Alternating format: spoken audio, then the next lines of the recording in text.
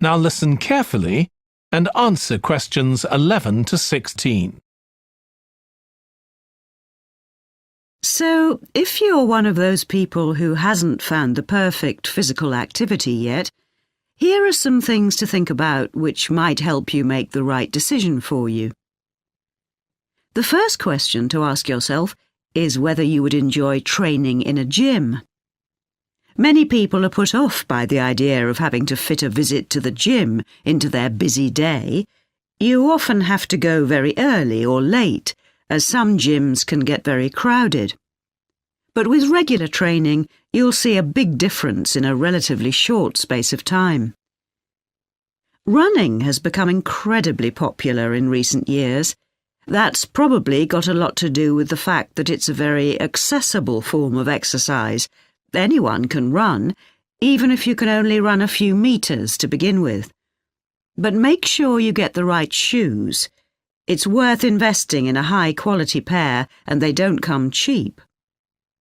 Another great thing about running is that you can do it at any time of day or night.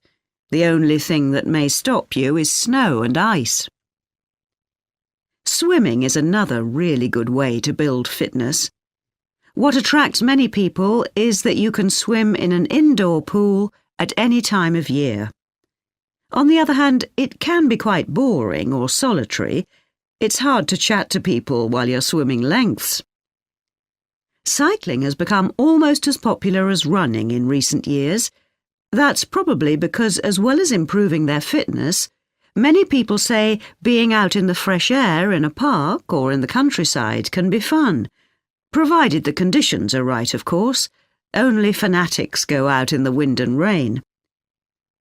Yoga is a good choice for those of you looking for exercise which focuses on developing both a healthy mind and body.